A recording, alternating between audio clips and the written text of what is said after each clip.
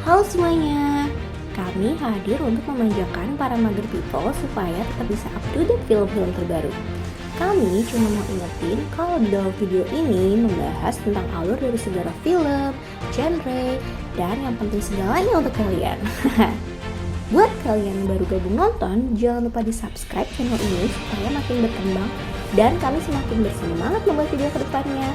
Di like juga dan di komen ya kalau ada film yang mau kalian request untuk dibahas, nanti kami buatkan video. Jadi gak perlu lama-lama lagi. Yuk duduk manis dan simak dengan santai.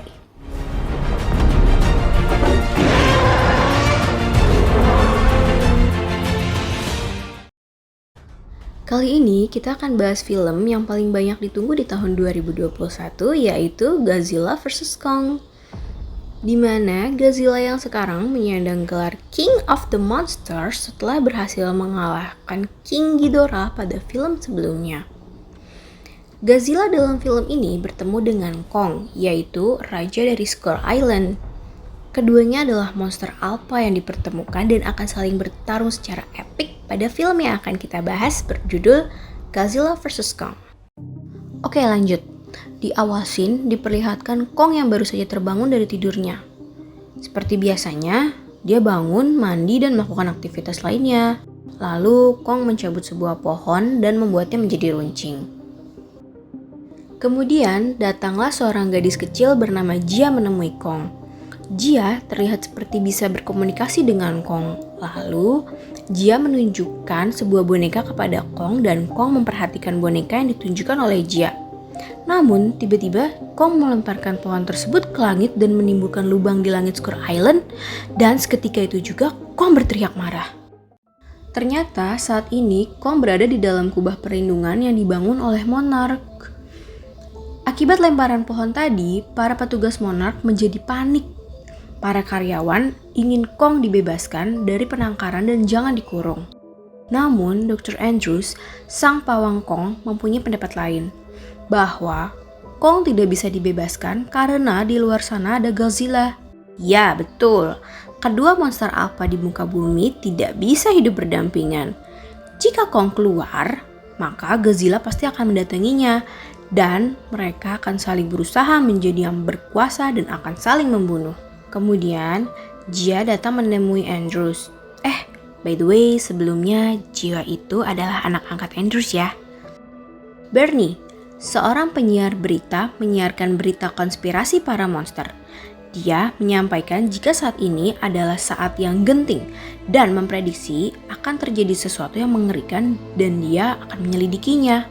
Lalu, Bernie pergi ke sebuah tempat, masuk ke dalam sebuah pabrik yaitu Apex Cybernetics di Florida. For your information nih, Apex Cybernetics adalah salah satu perusahaan teknologi yang paling maju di dunia saat ini.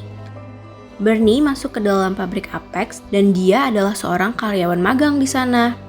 Dia mengganggu rekannya yang sedang bekerja sebagai operator mesin hingga membuat rekannya kesal dan memutuskan pergi meninggalkan mesin kerjanya. Saat itulah Bernie pun mencolokkan flash disk lalu mengambil beberapa file.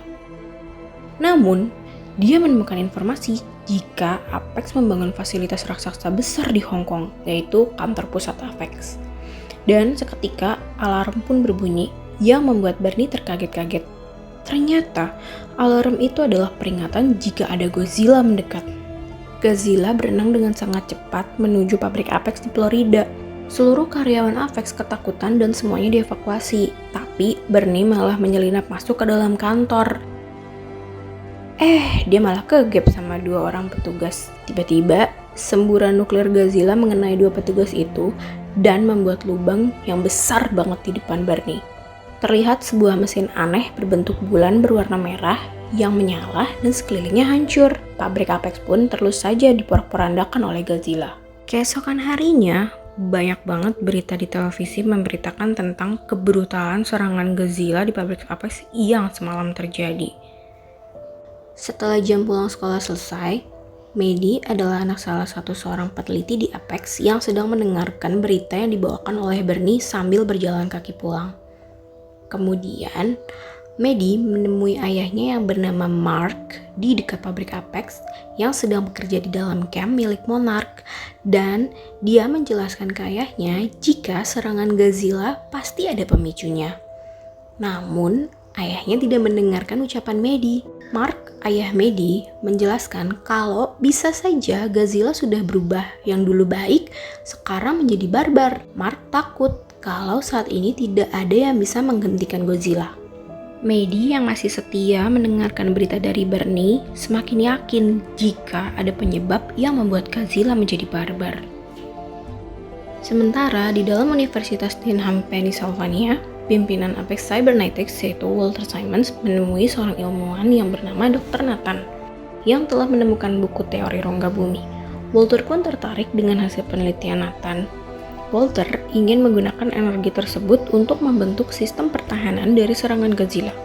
Nathan berambisi karena sebelumnya dia juga pernah melakukan ekspedisi tersebut dengan kakaknya namun gagal. Karena di dalam pusat bumi gravitasinya besar dan menghancurkan kendaraan yang ia pakai hingga menewaskan kakak kandung Nathan. Walter menjelaskan bahwa Apex telah menciptakan kendaraan canggih dan sangat kuat dan mampu mengatasi gravitasi besar di bumi. Awalnya Nathan ragu, kemudian ia setuju. Lalu ia menunjukkan sebuah hasil penelitian memori genetik bahwa semua Titan terdorong untuk kembali ke sumber evolusi mereka. Di sisi lain, di dalam Skull Island, Nathan pun datang ke Skull Island meminta bantuan Andrew agar ia mau memandu timnya di dalam perjalanan menuju rongga bumi.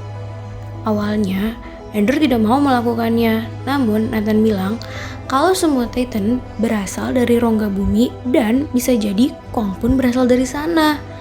Ia mencoba meyakinkan Andrew kalau di sanalah tempat yang paling aman untuk Kong. Akhirnya, Andrew pun setuju dan membantu perizinan Monarch untuk mengeluarkan Kong dari Skull Island. Beberapa hari kemudian, ekspedisi pun dilakukan. Kong yang tidak sadar karena dibius dibawa menggunakan kapal perang raksasa dan diiringi beberapa pesawat tempur untuk pergi ke Antartika, di mana di sana terdapat gerbang menuju pusat bumi. Maya Simmons pun turun dari pesawat helikopter dan dia mewakili ayahnya untuk ikut dalam ekspedisi tersebut. Terlihat Kong sudah terbangun dari tidurnya di atas kapal tersebut.